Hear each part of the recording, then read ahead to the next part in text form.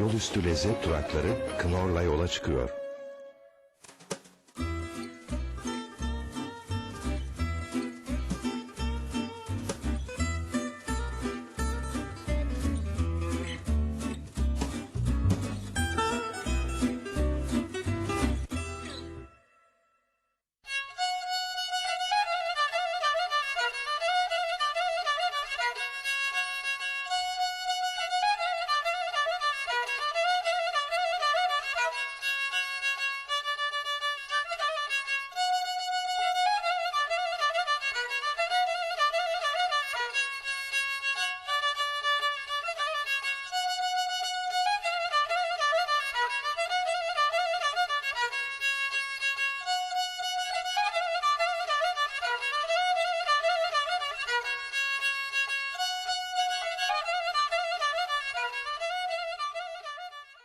Merhaba sevgili izleyiciler. Bu hafta yolumuz yine Yeşil Karadeniz'e düştü. Ama kıyıda fazla oyalanmayacağız. Trabzon'un tadına baktıktan sonra Zigana'dan iç kesimlere geçeceğiz. Yolumuzun üstünde yine birbirinden lezzetli yemekler ve birbirinden ilginç lezzet durakları var. Pideler, mangal üstünde pirzolalar, lezzetli çorbalar, yöresel pilavlar, damak çatlatan tatlılar. Yani hepsi baştan çıkartıcı. Lezzet durakları yolculuğumuz Trabzon'da Ayasofya Müzesi'nin önünden başlıyor. Ekrandan gözünüzü ayırmayın.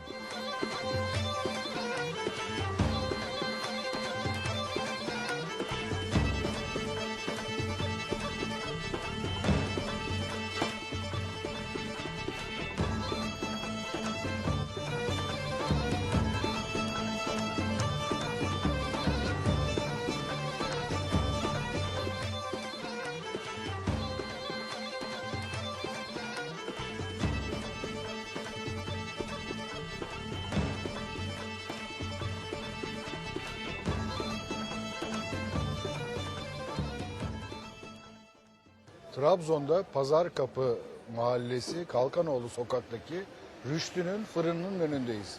Rüştü'nün fırını Trabzon'un en eski fırınlarından bir tanesi. Yanımda Rüştü Bey'in kızı Yeşim Hanım var. Yeşim Hanım merhaba. Hoş geldiniz efendim. Babadan siz aldınız. Babadan devraldım bayrağı. Bu şekilde yürütmeye çalışıyorum. Nasıl öğrendiniz bu işleri? Bu hamurların içerisinde çocukluğumuz geçti. Bu un tozlarının içinde çocukluğumuz geçti. Her tarafta fırın var. Sizin fırının farkı nedir? Her taraf- Lezzet fırını farkı nedir? Lezzet farkı, bir defa Rüştü'nün fırınında kalite var her yönden. Disiplin var. Taş fırın var, kara fırın var. Onun bir esrarı farklı yani. Kara fırının esrarı farklı. Her şeyi mükemmeline, herkesle aynı işi yapıyoruz ama farklıyız. 1920 değil mi kuruluş? 1920'den beri bu mesleğin içerisinde dededen, babadan ve biz 4. kuşak olarak buradayız. Bu aynı yerdesiniz değil mi? Aynı yerdeyiz. 88 yıl mı? Yani. Evet 88 Yani. yıl oldu. Peki çok teşekkür ediyorum Yeşim Hanım. Rica ediyorum. Hürmetler efendim.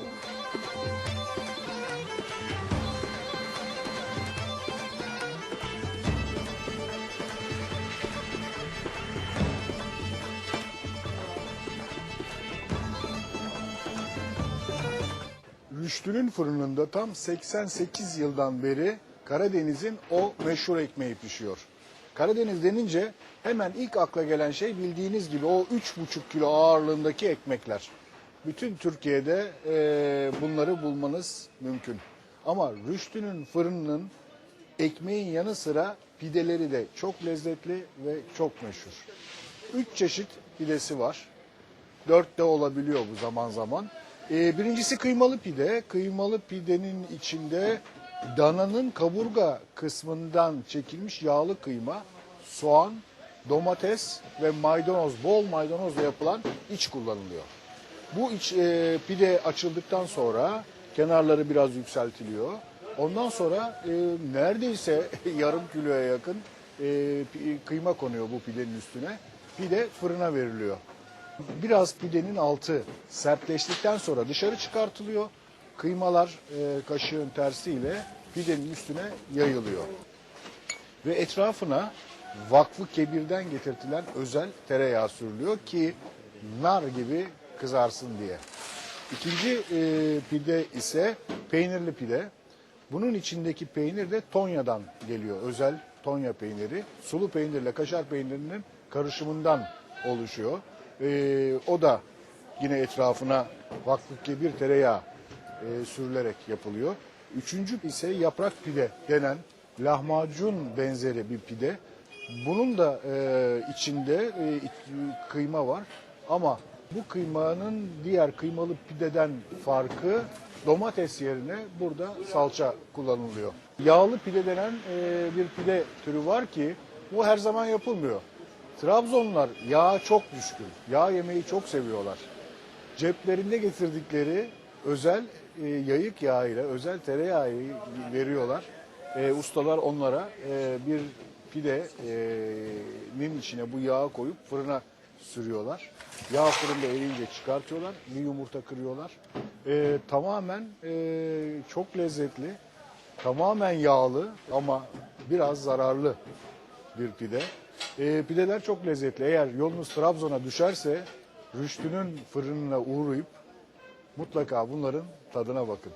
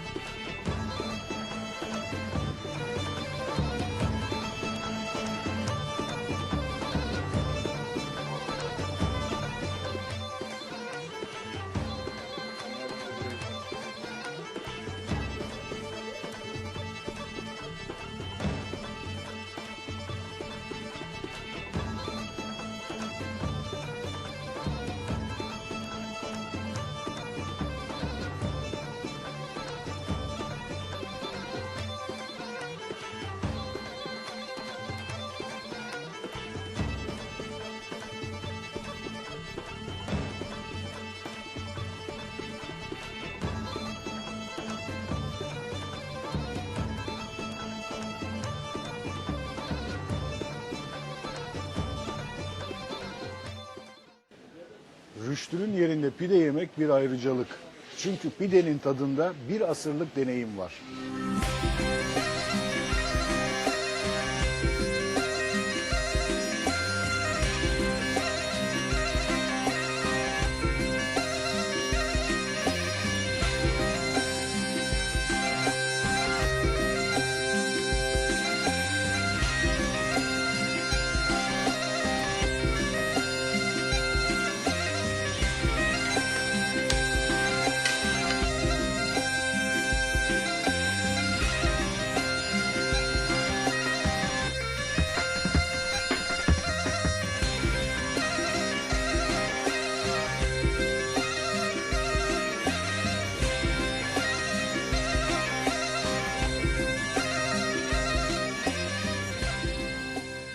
Trabzon'da Akçabat'a girişindeki imalathane pastanede Necla Hanım Trabzonlulara çok lezzetli ev tatlıları, ev börekleri ve ev yemekleri yapıyor.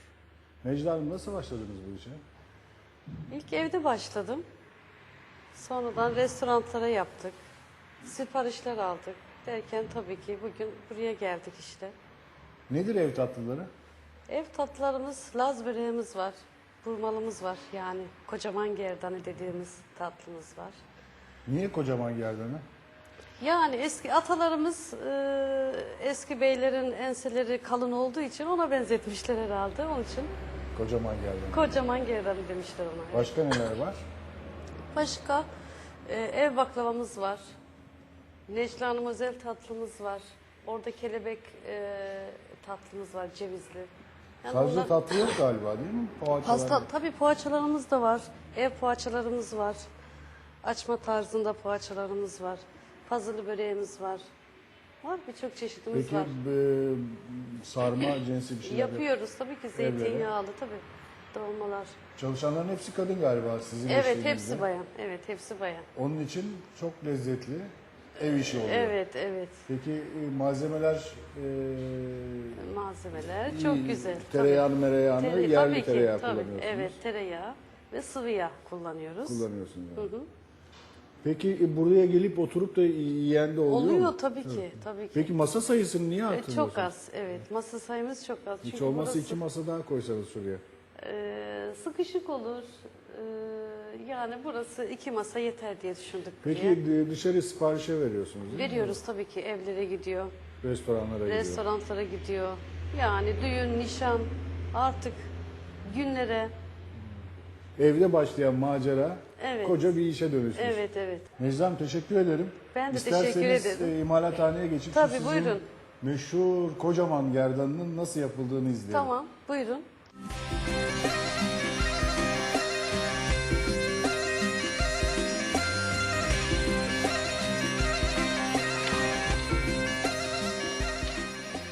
Akçaabat'ın girişindeki Necla Hanım'ın yerinde çok nefis ev tatlıları, ev börekleri, poğaçalar yapılıyor. Neler yapılıyor diye sorarsanız notlarıma bakmam lazım çünkü çeşit çok bol.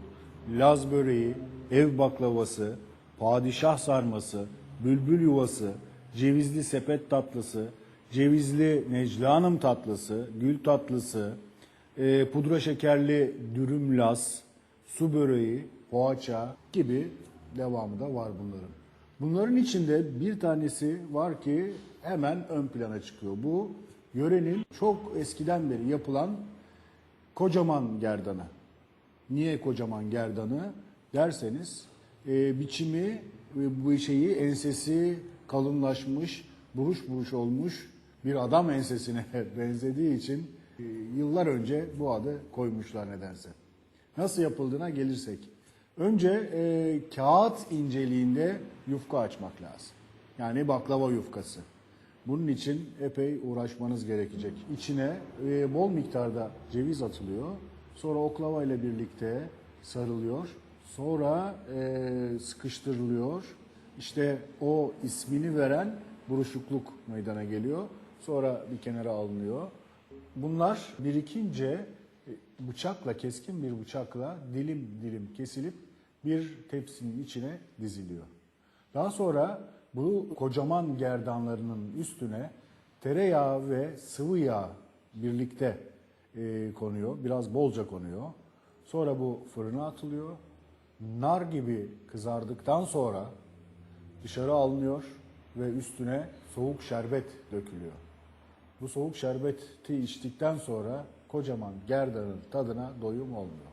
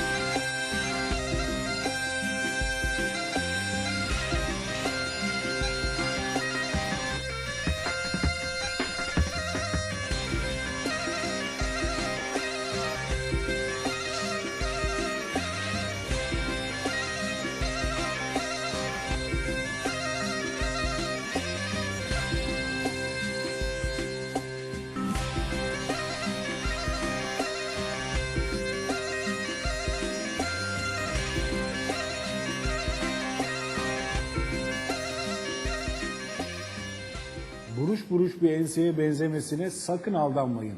Kocaman gerdanı çok lezzetli bir tatlı.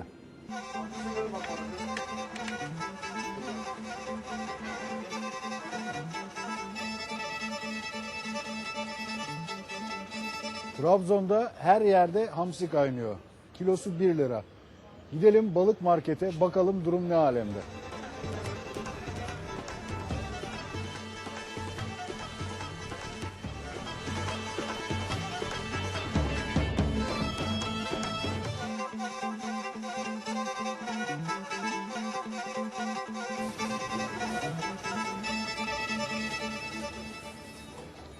Bu yıl hamsi bol. Hamsi her tarafta 1 liradan 3 liraya 5 liraya kadar müşteri buluyor. Gerçekten de çok lezzetli. Ama satanlar, bu işin ticaretini yapanlar bu işten çok memnun değil. Anlaşılan hamsinin bolluğu bu yıl sadece tüketiciye yarayacak. Haydi gidelim haydi haydi gidelim haydi haydi gidelim haydi. Dara kara yemiş, dara kara yemiş, dara kara yemiş. Elun nişanlısına, elun nişanlısına, elun nişanlısına. Ben nasip Mehmet Bey, bu kuzular nereden? Kuzular bu yörenin kuzusu hocam. Yani doğada neyle beslenirse o, yem olayı yok. Neyle besleniyorlar bunlar? Bu doğada ot, işte kekik dağda. Yani bununla besleniyor. Yem Onun olayı için yok. mi lezzetli böyle? Evet, lezzet oradan geliyor yani. Genelde bizim yaylalarımızda kekik bol olduğu için ete bu lezzeti veriyor. Peki sizin bu Hamsi köy sütlacı niye bu kadar lezzetli? Yani diğer sütlaçlardan farkı ne ki? Şimdi hocam o da aynı şey oluyor yani. O da doğadan aldığı şeyle süt veren bir inek. Yani Süt farklı şey tabii değil mi? süt faktörü var. Tabii biraz da pişirmesinde ustalık faktörü de oluyor. Yani ona o dengeyi sağlamak, işte pirincini, şekerini, her şeysini ölçüyle tartıyla koyuyoruz. Kararında yani. koymak Tabii lazım hiç diyorsun. yani 50 gram fazla az olmayacak. Her şey kararında olacak. Peki Mehmet Bey, o zaman şu sütlaca bir bak dedi, bir tutmasın. Bir bakalım. Bakalım. Sen bir bak da bize haber ver şeker atacağın zaman. Etler zannediyorum çok lezzetli. Biraz sonra tadına bakacağım ama biraz fazla dövülmüş. Aslında bu kuzu pirzolasını hiç dövmemek lazım. Suyu kaçıyor, yani böyle kağıt gibi dövdüğünüz zaman bu etin doğal olarak suyu kaçıyor. Ama ustalar yöre halkının böyle sevdiğini söylüyorlar, böyle istediklerini söylüyorlar. Hatta birçok kişi bundan da ince istiyormuş eti. Zannediyorum olmuştur. Sanıyorum kıvamında pişirdim.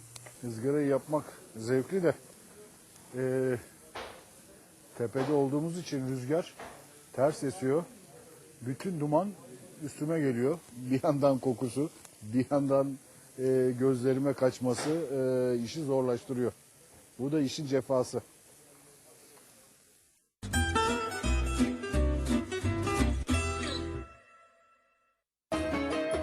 Yolüstü lezzet durakları Knorr'la yola devam edecek. Yolüstü lezzet durakları Knorr'la yola devam ediyor.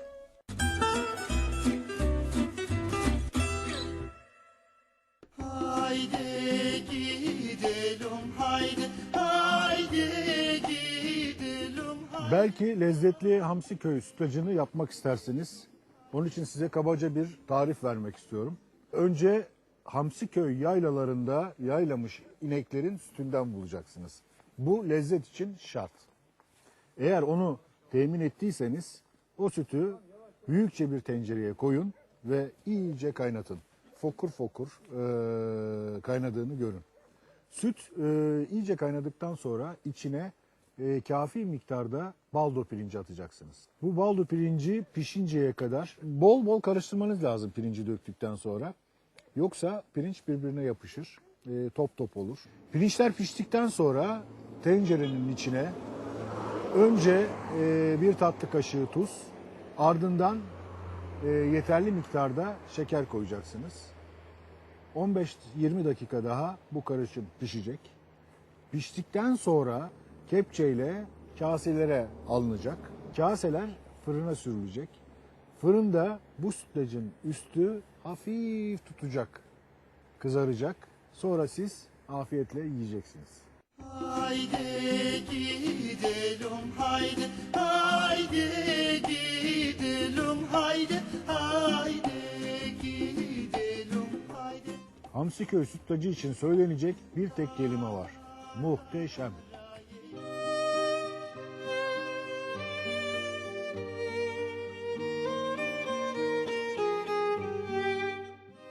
Asırlık fırının pideleri çok lezzetliydi. Zigana'da pişirip yediğim kuzu pirzolaları çok dövülmesine rağmen damağımda unutulmaz tatlar bıraktı. Hamsiköy'ün sütlacı ise sütün gerçek tadını sergiliyordu.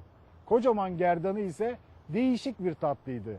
Yani Trabzon'da yine damağımı şenlendirdim. Yolculuğumuz Trabzon'un sahilinde sona eriyor. Bir sonraki programda görüşmek üzere, hoşça kalın. Bahis vardi vzirina na cirako gale Silvat moko vama copuna na ia cirako gale Cira, cira, na na ia cirako gale Cira, cira, cira, na na ia cirako gale